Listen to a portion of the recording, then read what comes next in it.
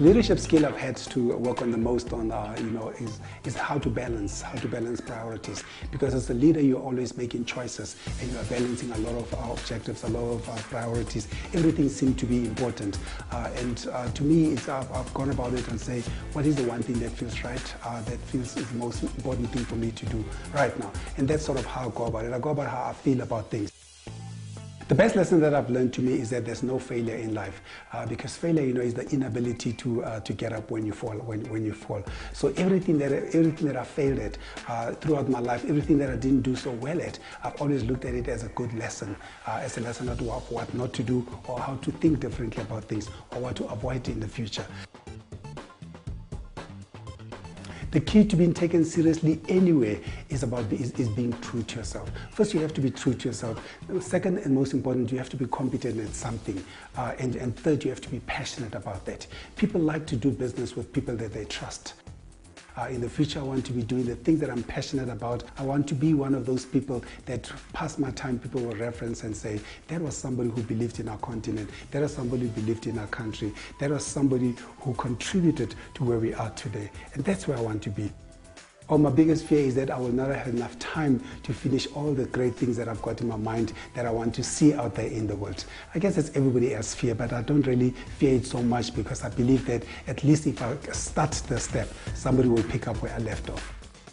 I don't particularly have a mentor, but I learn from everybody in life because, I am an individual and they are individuals as well. I do not want to be a replica of anybody. What I do want to be, I want to be the best of everything that I've learned from everywhere.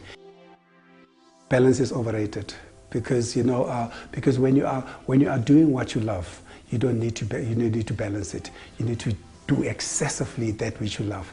I always say to people, you need to be voracious, you need to be greedy when it comes to pursuing your passion and when it comes to doing the things that you love. Balance, if you need balance, it means that you are doing something that is not a part of you. If you're doing everything that is a part of you, it balances itself out because it means you are pursuing your love.